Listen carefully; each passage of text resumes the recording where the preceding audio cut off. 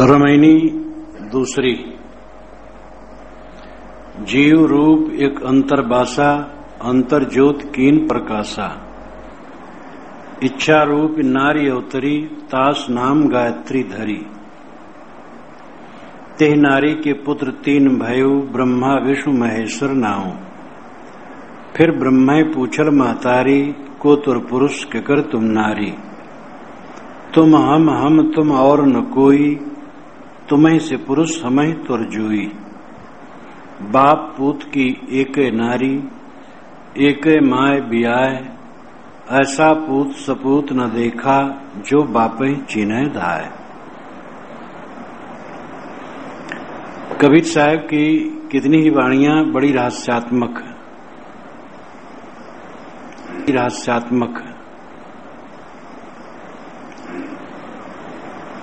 इस रमैनी में एक उपाख्यान की भी कल्पना लोग करते हैं कि गायत्री के ब्रह्मा विष्णु शंकर ये तीन बच्चे थे और उसका पति शरीर छोड़ चुका था और इन तीनों ने माता से पूछा तो माता ने उसे उपदेश दिया। इसका संकेत इसी ग्रंथ के साखी प्रकरण के आखिर में भी है, लेकिन वो सब बातों को समझाने के लिए रूपक है। इस दूसरी रमैनी में साहब कहते हैं जीव रूप एक अंतर्वासा, जिसे हम परम तत्व कहते हैं वह जीव रूप में है और अंतर में ही बसा है। अंतर देहोपाद की दृष्टि से कहा जाता है, नहीं जीव न अंतर है न बाहर है, स्वयं है। देहोपाद की दृष्टि से अंतर कहा जाता है कि शरीर के अंदर में है। देहोपाधि न हो तो जीव अंतर है न बाहर है, अपने आप है। लोगों ने जीव की निंदा बहुत की है। ब्रह्मवादियों ने कहा जीव आभास है, प्रतिबिंब है। बौद्धों ने कहा जीव क्षणिक विज्ञान है। ईश्वरवादियों ने कहा जीव ईश्वर का अंश है। कबीर साहब ने कहा जीव ही परम तत्व है।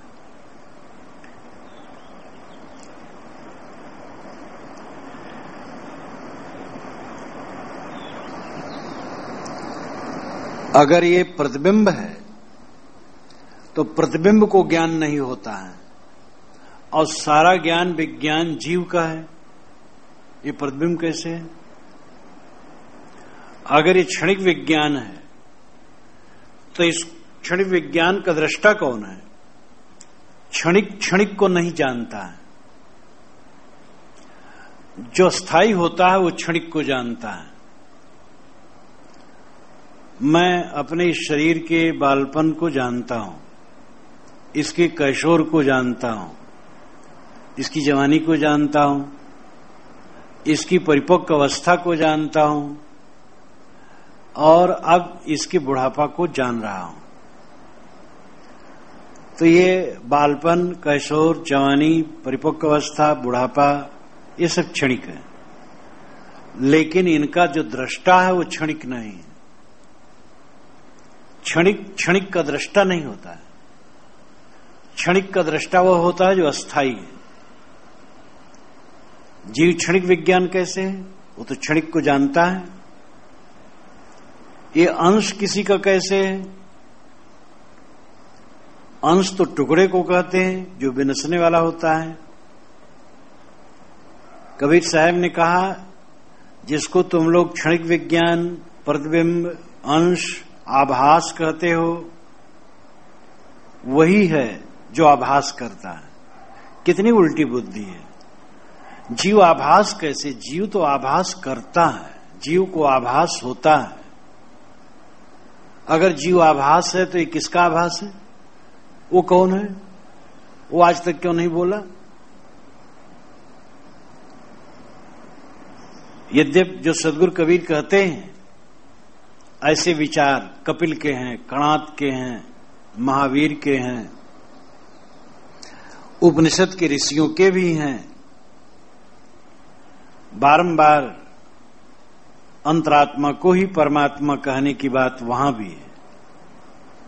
साहब कहते जीव रूप एक अंतर्बासा, शरीर के अंदर में बसा हुआ परम तत्व जीव रूप में ही है। इसलिए कबीर साहब ने जीव शब्द पर बहुत जोर दिया। ऐसे शब्द बतावे जीव को, और ब्रह्म को, राम को नहीं कहा, जीव को कहा, जो बहुत सादा शब्द है। जीव जमा एक जगत मझारा, पूर्ण साहब ने कहा। जीव ही मूल है और फिर आगे सारे विशेषण हैं। जैसे मनुष्य मूल है। अब मनुष्य को ही डॉक्टर, मास्टर, इंजीनियर, साधु, महात्मा, गृहस्थ, विरक्त कुछ को मनुष्य मूल है। ऐसे जीव मूल है। इसको ईश्वर ब्रह्म परमात्मा चाहे जो कहो। तो जीव रूप एक अंतर्वासा, अंतर ज्योत कीन प्रकाशा। यह अंतर ज्योति को प्रकाशित करता है। जैसे एक मकान में बिजली जलती हो, उसकी खिड़कियों से बाहर प्रकाश फैलते हो, उसी प्रकार इस शरीर के अंदर में जीव की अंतर ज्योत जलती है और इंद्रियों द्वारा उसका ज्ञान प्रकाश विकीर्ण होता है बाहर, दूर दूर तक वो देखता, जानता और समझता है। तो अंतर ज्योत जीव का गुण है, वो इंद्रियों द्वारा बाहर प्रकाशित होता है। ऐसा परम तत्व जीव जो शिव रूप है, अपने शिवत्व को नहीं जानता है, अपने स्वरूप का ज्ञान नहीं है, इसलिए वो बाहरी विषयों की इच्छा करता है। बाहरी विषयों की इच्छा करने से उसको सदैव असंतोष होता है और असंतोष मिटाने के लिए वो समझता है कोई संतोष और शांति का सागर अलग होगा जो मिल जाए तो मुझे तृप्ति हो जाए। और इसके मूल में यही कि अपने को नहीं पहचानता है, अपने स्वरूप को पहचान ले और सारी इच्छाओं को छोड़ दे तो क्या संतोष रह जाएगा? किसको फिर पाना है? लेकिन ये विवेक नहीं है, स्वरूप का ज्ञान नहीं है। स्वरूप का ज्ञान न होने से असंतोष, असंतोष होने से बाहर भटकना, फिर देवी देवताओं की कल्पना शुरू, नाना देवी देवताओं की कल्पना। वैदिक युग में ही खूब देवी देवताओं की कल्पना थी। दुनिया का और कम से कम भारतवर्ष का महत्वपूर्ण ग्रंथ ऋग्वेद है। उसके पश्चात अन्य 3 वेद हैं, 4 वेद हैं, उसमें मुख्य ऋग्वेद। और ऋग्वेद का पहला मंत्र है अग्निमीले पुरोहित यज्ञ से देव मृतवजम होतारम रतम धात्मम, जिसमें अग्नि शब्द पहले आया है। नाना वैदिक देवताओं में अग्नि सबसे बड़ा देवता है और अग्नि का महासमुच्चय सूरज है। इसलिए सूरज की उपासना में प्रसिद्ध गायत्री मंत्र बना, विश्वामित्र के कंठ से कभी निकला, तत्सवितुर्वरेण्यं भर्गो देवस्य धीमहि धियो यो न प्रचोदयात्। उस प्रकाश स्वरूप सूर्यदेव का हम ध्यान धारण करते हैं जो हमारी बुद्धि को प्रेरता है। विद्वान लोग कल्पना करते हैं कि वशिष्ठ और विश्वामित्र में जब द्वंद्व था तो विश्वामित्र हार गए थे, तो आत्मग्लानि में वे बैठे अपने आश्रम पर, नींद नहीं आई और फिर पूरब तरफ से सूरज की आभा निकली और उनके कंठ से मंत्र निकला, तत्सवितुर्वरेण्यं भर्गो देवस्य धीमहि धियो यो न प्रचोदयात्। तत् कहते उसको, तत् सवितुर सविता सूरज, वरेण्यं वर्ण करने योग्य, स्वीकारने योग्य, भर्गो शुद्ध स्वरूप, प्रकाश स्वरूप, देवस्य देवता का, धीमहि ध्यान धारण करते हैं। तत्सवितुर्वरेण्यं भर्गो देवस्य धीमहि धियो यो न प्रचोदयात, धी यानी बुद्धि को, यो जो न हमारी प्रचोदयात प्रेरता है। हम उस प्रकाश स्वरूप सूर्य का ध्यान करते हैं जो हमारी बुद्धि को प्रेरता है। इस प्रकार सूर्य की उपासना में गायत्री मंत्र कभी बना। ये ऋग्वेद के तीसरे मंडल के 62वें सूक्त का 10वां मंत्र है। इसमें ओम भूर्भुवः स्वः नहीं है, ये पीछे से मिलाया गया है। और ये बुद्धि की प्रेरणा के लिए है। सूरज निकलता है, सारा संसार जग जाता है, हमारी बुद्धि भी जग जाए। अब आगे चल करके इतना पाखंड बढ़ाया कि गायत्री रिद्धि सिद्धि देती है, धन पुत्र देती है, और क्या क्या देती है। अब तो मूर्ति बन के बैठ गई है। गायत्री के पीछे भयंकर कल्पना हुई, क्योंकि ब्राह्मण क्षत्रिय वैश्य इनको द्विजात कहा जाता। द्विजात नाम दोबारा जन्मा हुआ, इनका यज्ञोपवीत होता रहा, इसलिए दोबारा जन्मे हुए लोग हैं, बाकी नहीं। तो इनके यज्ञोपवीत में ये मंत्र निर्धारित किया गया, इसलिए इस मंत्र की महिमा बहुत बड़ी। तो हजारों श्लोक इसकी महिमा में बने और बड़ी भ्रांति फैली। और गायत्री मंत्र पढ़ता हो उसका उद्धार होता, बाकी का नहीं। द्विजातियों का उद्धार होगा, ब्राह्मण क्षत्रिय वैश्य का बाकी का नहीं। कबीर साहब ने इसी पर चुनौती दी है, गायत्री जुगचारी पढ़ाई पूछो जाए मुक्ति किन पाई। चारों युगों से गायत्री वैदिक पढ़ा रहे हैं, तो जाकर के पूछो किस गायत्री जपने वाले की मुक्ति हुई है। मुक्ति तो वासना का त्याग है। तो गायत्री एक छंद है। जैसे हिंदी में दोहा, अरिल, सवैया, कवित अनेक प्रकार के छंद होते हैं, तैसे वैदिक साहित्य में या वेदों में गायत्री, जगती, बृहति, पंक्ति, उषणिक इत्यादि छंद होते हैं, छंदों के नाम। गायत्री उसमें एक छंद है। वेदों में हजारों गायत्री मंत्र हैं और उसमें एक मंत्र यह है। इसकी महिमा खूब बड़ी। यद्यपि इसमें छंद भंग है, 24 अक्षर माने जाते हैं गायत्री में। गायत्री छंद में 24 अक्षर होने चाहिए, इसमें 23 ही है।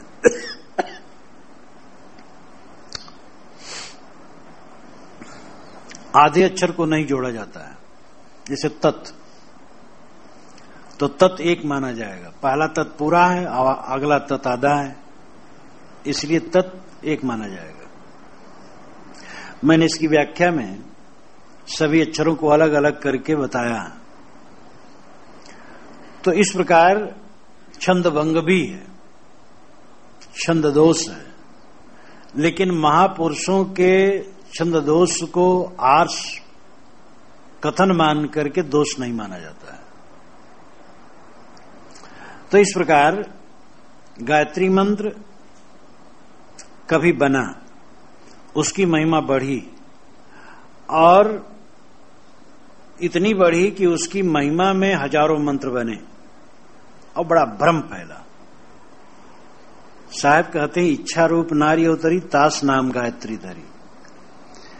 जीव के हृदय से इच्छा रूपी नारी प्रकट हुई, उसी का नाम गायत्री है। तुम गायत्री को क्या बहुत तूल देते हो?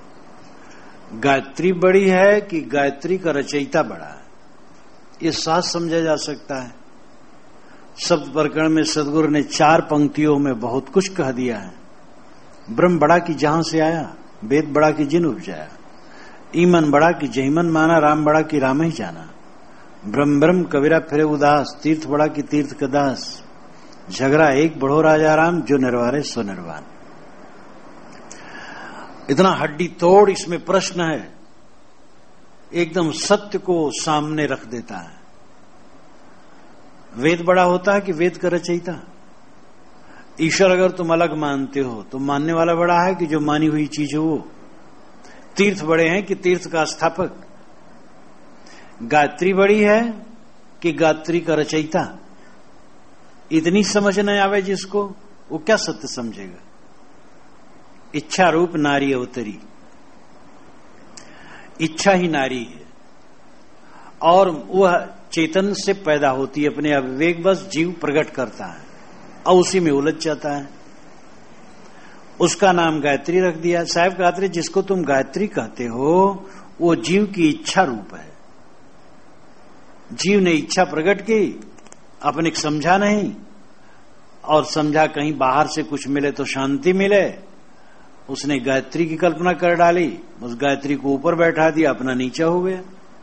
कृत्रिम आगे करता नाचे।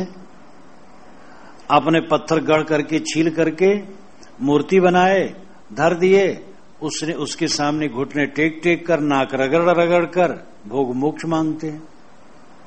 अपने हाथ से बनाई हुई चीज आदमी इतना अपनी तौहीनी कर रहा है कि निर्जीव जो मक्खी अपनी नहीं हाँक सकती हैं अपने ऊपर बैठी, उसके सामने नाक रगड़ रगड़ करके भोग मोक्ष मांगता है। कितना दुर्भाग्य, अपने स्वरूप को न समझना। तो साहब कहते जिसको तुम बहुत तूल देते हो कि गायत्री सब कुछ है। अरे गायत्री तो एक छंद है, और गायत्री छंद की दृष्टि से छंद तो पुल्लिंग है, लेकिन गायत्री स्त्रीलिंग शब्द है, तो इच्छा रूप नारी है। एक इच्छा है जो तुम्हारी बनाई हुई है। तेहि नारी के पुत्र 3 भयु, ब्रह्मा विष्णु महेश्वर नाउ। साहब कहते उस नारी के 3 पुत्र भये, ब्रह्मा विष्णु और महेश्वर।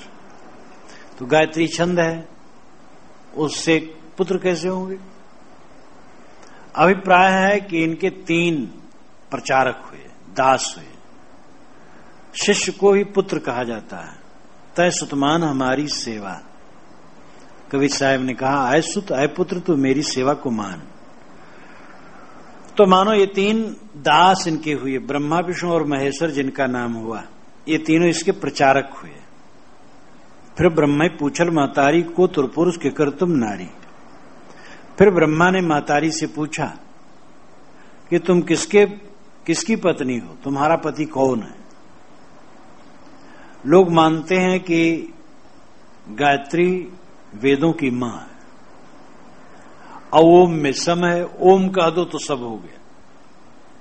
अपना संतोष देने के लिए कितने ब्राह्मण के लड़के पूछते हैं अपने पिता से, पिताजी मैं तो वेद नहीं पढ़ा हूं, तो ब्राह्मण कैसे हुआ? अरे कहे गायत्री मंत्र तुम सुने हो, गायत्री तो वेदों की मां है, और गायत्री तुम सुने हो तो हो गया, सब वेद हो गया।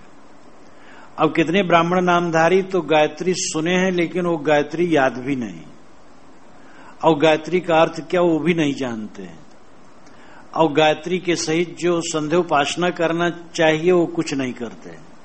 हजारों हजारों लाखों लाखों ब्राह्मणों में एक भी मिलना मुश्किल है, लेकिन अपने को झूठा संतोष देने के लिए कहते हैं कि सब वेद गायत्री में है, और वेद गायत्री कुल मिलकर के ओम में है, ओम कह दो तो सब हो गया। ये सब झूठा संतोष है।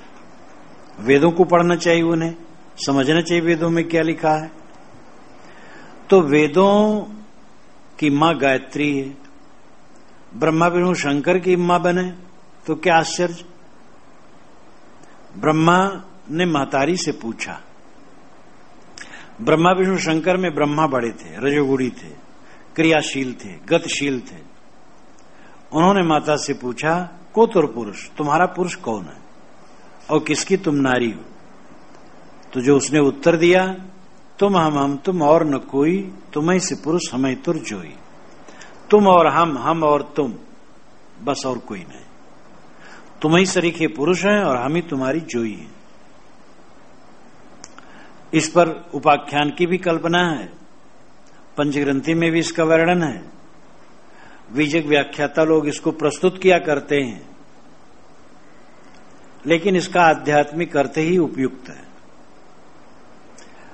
और उसके अर्थ को जानना चाहें तो पंचग्रंथि इत्यादि से देख सकते हैं। प्रचार है ही कि वो कहा कि तुम मेरे पति हो, मैं तुम्हारी पत्नी हूं इत्यादि। लेकिन यहां तो शुरू में कहा गया है कि जीव की इच्छा रूपी नारी गायत्री है, इसलिए आध्यात्मिक है। इच्छा से जो नारी पैदा होती वो ऐसी नारी नहीं होती जैसे बच्चे पैदा हो। वो तो स्त्री की भी जो इच्छा है वो भी नारी है, पुरुष की जो इच्छा वो भी नारी है, तो इच्छा रूप नारी है। आगे शब्द प्रकरण के छठे शब्द में साहब ने माया को पुत्री के रूप में, पत्नी के रूप में, माता के रूप में, सवत के रूप में, बहन के रूप में कितना अद्भुत चित्रण किया है।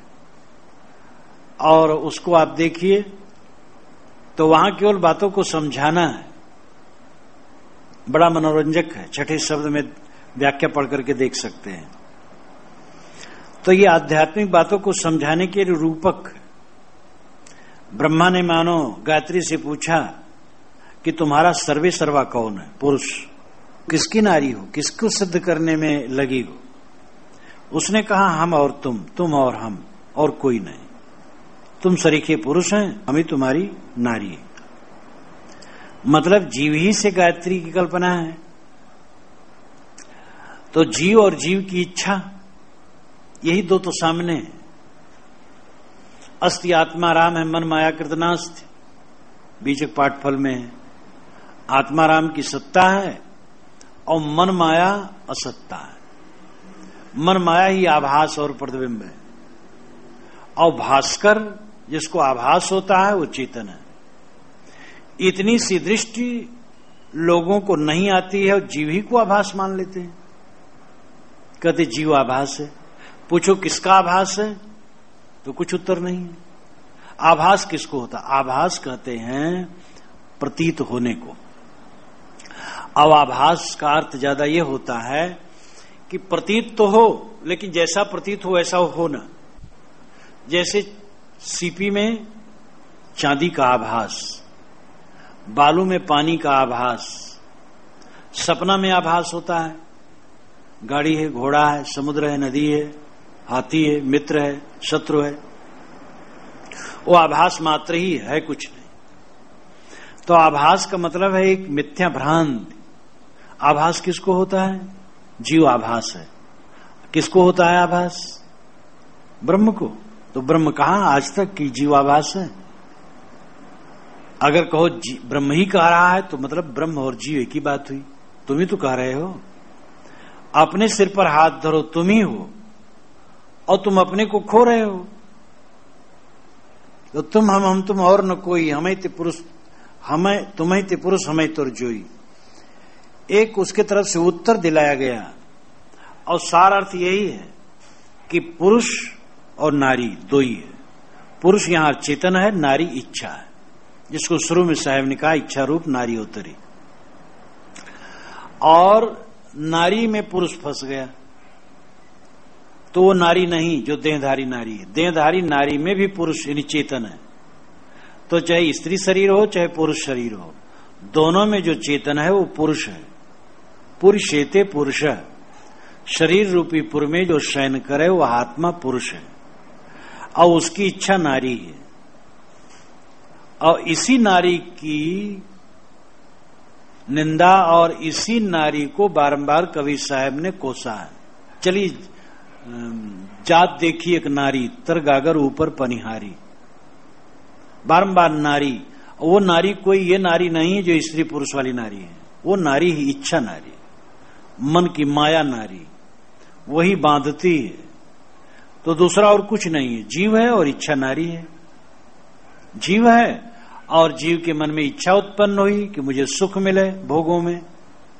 भोगों में सुख नहीं मिला तो बाहर कहीं ईश्वर परमात्मा में सुख मिले। और जहां तक वो इच्छा करेगा वहां तक उसकी कल्पना होगी, और वही उसको बांधने वाली होगी। इच्छा को जीत ले बस स्वयं परम पुरुष है। बाप पूत की एके नारी एके माय बिया है, ऐसा पूत सपूत न देखा जो बापई चीने धाय। बाप और पूत की एक ही नारी है, और एक ही माया बियाती है, पैदा करती है। बियाय शब्द यहां साहब कहा। जब पशु मादा बच्चे पैदा करते तो कहते बियाई है। और अगर मनुष्य नारी बच्चा पैदा करती तो पैदा करना का बियाय नहीं। तो बियाय एक प्रकार व्यंग है, एक घृणा व्यंजक है। एक ही माय बियाय, एक ही माता से तो सब पैदा होती, एक माता जात से, और एक ही नारी जाति।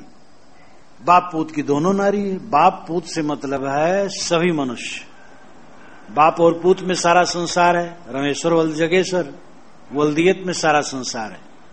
तो बाप पूत का मतलब है सृष्टि की समग्रता। तो समग्र सृष्टि के पुरुषों की एक ही नारी जात तो सबकी पत्नी बनती है, और एक ही माया यानी एक ही माता चाहती सबको पैदा करती है। मतलब है कि मन के मोह से ही, वासना से ही तो सबका जन्म होता है, और इच्छा नारी में सब जीव फंस करके उलझ जाते हैं। ऐसा पूत सपूत न देखा जो बाप ही चिन्ह धाय। साहब कैसे? ऐसा सपूत पुत्र, सपूत नाम सुपुत्र, अच्छा पुत्र नहीं देखा जो बाप को चिन्ह। मतलब ऐसा व्यक्ति नहीं देखा जाता जो बाप को चिन्ह। बाप कौन है इसके लिए अलग जाना नहीं, इसी रामायणी में है। इच्छा रूप नारी अवतरी, जो पैदा किया वही तो बाप है। जो इच्छा को पैदा करता वो जीव ही बाप है, और अपनी इच्छा में उलझता है। बाप को चीनो, अपने को चीनो। तुम इच्छा पैदा किए तमाकू खाने की, अब तमाकू खाते खाते तुम तमाकू गुलाम हो गए। तुम बड़े हो कि तमाकू बड़ा है। तुमने इच्छा बनाई और इच्छा के बस आंदोलित हो, फिर समझते तुम गर्जी हो गए, अब तुम्हें जरूरत है। पत्नी मर गई, हाय मेरी पत्नी चली गई, अब मैं अनाथ हो गया। अरे तुम अपने स्वरूप को समझो, न पत्नी है न पति है, न तुम पिता हो न पुत्र हो, न पत्नी न पति, न भाई न दादा न मामा न काका। तुम तो शुद्ध चैतन्य हो। अपने स्वरूप को भूल करके भटक गए हो और दीन बन गए हो। अनीशया सोचत मुह्यमान, अनीश होने से मुह्यमान हो करके सोचते हो, चिंता करते हो, अपने को असमर्थ मानते हो, क्योंकि इच्छा के बस जीव गुलाम हो जाता है। जीव अपनी इच्छाओं का गुलाम है। अगर अपने स्वरूप को समझ पाए कि सभी इच्छाओं का बाप मैं हूं, सारी कल्पनाओं का बाप मैं हूं, कर्ता धर्ता कौन है? अपने कर्मों के कर्ता और विधाता आप हैं। आपने भव सागर बनाया है। इच्छा कर भव सागर, इच्छा करके भव सागर बनता है। लोग कहते हैं भगवान की माया भगवान ही छुड़ाए, हम तुच्छ जीव क्या कर सकते हैं। जब भगवान ने माया बनाई, हम उसको भला पार पा सकते हैं? भगवान की माया को हम जीत सकते हैं? कौन होते हैं हम? ऐसे ऐसे सिद्धांत है कि आदमी कमर पकड़ करके बैठ जाता है। माया क्या है? मन का मोह। तो ये किसी भगवान या शैतान ने बनाया है कि तुमने बनाया है? बचपन से आज तक देखो, जितना माया बनाए हो, कौन बनाया? जहां जहां मोह कियो, कौन किया? तुम किए हो। तो भगवान उसमें कैसे घसीटते हो? तुम्हारी सारी माया तुम्हारी बनाई है। अपने जाल बनाई के आप फंसे मतिमंद। कहां रोग कहां औषधि, कैसे मिले आनंद। अपना ही जाल बिछाता है मतिमंद, और अपना उसमें फंसता है। अपने हम मान मान बंधन तरावा, निज करता आप बधावा। ज्यो सोना ललनी फंस्यो, कीट कुश्यारी मांझ, तैसे गतिया जीव की भई दिवस ते सांझ। मान मान करके बंधन में आया, अपने कर्तव्य में फंस गया। जैसे सुग्गा नलिका यंत्र में लाल मिर्ची के खाने के लोभ से फंस गया, और रेशम का कीड़ा अपने ही बनाए कोशा में फंस गया, वैसे तुम अपने बनाए मोह जाल में फंस गए, और दिवस से सांझ हो गई। जो ज्ञान प्रकाश होना चाहिए था, अंधकार हो गया। भूल गए अपने आप को और भटक रहे हो। लेकिन ये समझ लो, जहां तक तुम्हारी प्रियता इस संसार में है, वो झूठा है, झूठी प्रियता है। सारी प्रियता का आलंबन जो है, वो आलंबन मिटता रहता है। बचपन में जितना हमारा प्रेम था जिन जिन से, वह सब नहीं है। जवानी में जिनसे जिनसे हमसे प्रेम था, उनमें भी अधिकतम लोग गायब हो गए। क्षण क्षण जिनमें हम प्रेम करते हैं, वो दृश्य खत्म होता जाता है। तो हमारा मोह करना ही बेवकूफी है। इसी को स्वरूप अज्ञान कहते हैं। अपने आप आपन पो आपू ही बिसर्यो। आपन पो अपने स्वरूप को स्वयं भूल गया। तू सबका साक्षी, मनता, दृष्टा, ज्ञाता, बोधा, ज्ञान स्वरूप। तू ही ब्रह्म है, तू ही राम है, तू ही परमात्मा है, तू ही सर्वोपरि है। खोज भी करना क्या है? अपने क्या खोज करना है? अपने तरफ लौट आना, प्रतिबोध। लेकिन तू अपने को अलग मान, अपना त्राता, अपना सुख का आधार अलग मान करके भटक रहा है, और ये तुम्हारा अज्ञान है, और ये तुम्हारा अज्ञान है। तो साहब कहते हैं, ऐसा पूत सपूत मैंने नहीं देखा जो बाप को पहचान ले। बाप ही चिन्हे दाह, दाह नाम दौड़ कर, मतलब खोज कर।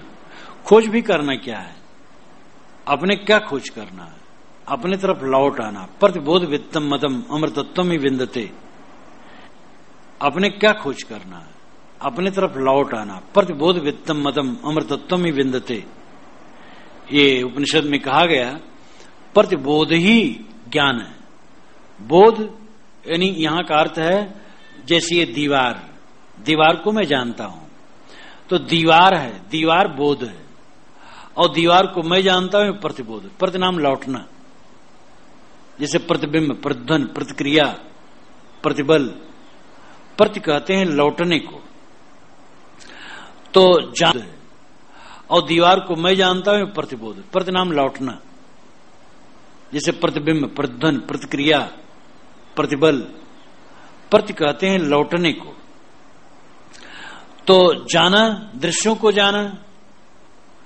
अब लौटो, दृश्यों को कौन जाना? तुम। बस अपने को जान लो, ये प्रतिबोध है, और यही ज्ञान है। अमृतत्व में विंदते, इसी से अमरता मिलती है, इसी से अविनाशी बोध मिलता है। इसलिए अपने तरफ लौटो। वही पूत सपूत है जो बाप को चीने। वही इंसान धन्य है जो अपने स्वरूप को पहचाने और चारों तरफ फैले हुए माया मोह में कहीं आसक्त न करे। मृत्यु से हम क्यों भयभीत हैं? क्योंकि चारों तरफ उपलब्ध प्राणी पदार्थों में हमारी ममता है। ममता मिट जाए, मृत्यु भय कुछ नहीं। जिसकी ममता मिट गई है, मृत्यु का दिन उसके लिए जीवन का महापर्व का दिन है। जो हमारा आगामी मृत्यु का दिन है, वो महापर्व का दिन है। उस दिन से सारा कूड़ा कचरा हमारा छूट जाएगा। आनंदमय है वो दिन। और ये शारीरिक जीवन क्या अच्छा है, कूड़ा कचरा लिए घूम रहे हैं। ये ठीक है कि ये शारीरिक जीवन भी उसका अच्छा है जो जीवन मुक्त है, जो वासना त्यागी है। उसका जीना, शरीर रहना और न रहना दोनों बराबर है, इसलिए सब समय मंगलमय है। लेकिन शरीर की अपेक्षा शरीर की स्थिति जब न रहेगी, शरीर न रहेगा, उसको अच्छा समझता है। इसलिए उसके मन में भय नहीं होता है। तो ये पूरी रामायणी में सद्गुरु ये बतलाना चाहते हैं कि जो परम तत्व है वो जीव रूप में अंतर में बस रहा है। उसके लिए लोकांतर खोजने की जरूरत नहीं, भटकने की जरूरत नहीं। और तुच्छ स्वयं को समझना महातुच्छता है। ये जीव परम तत्व है जो तुम्हारे शरीर के अंदर ही बसा। तुम्हारा स्वरूप वही तुम हो, और वही अंतर ज्योत प्रकाशित करता है, और वही इच्छा रूपी नारी पैदा करता है। और जैसे बहुत सारी इच्छाएं, वैसे एक इच्छा गायत्री भी है। गायत्री उसने बना ली और गायत्री को तूल दे दिया, अपना स्वरूप भूल गया। गायत्री एक छंद है जिससे इच्छा पैदा होती है, कल्पना पैदा होती है, और अपने स्वरूप को भूल करके जो बाहर सुख खोजता है, उस अपने स्वरूप में लौटो तो बाहर सुख खोजने की जरूरत नहीं है। जिन इंद्रियों और मन की शक्तियों से तुम बाहर भटक रहे हो, वही इंद्रिय और मन की शक्ति लौटाओ तो अंदर में पूर्ण विश्राम मिलेगा।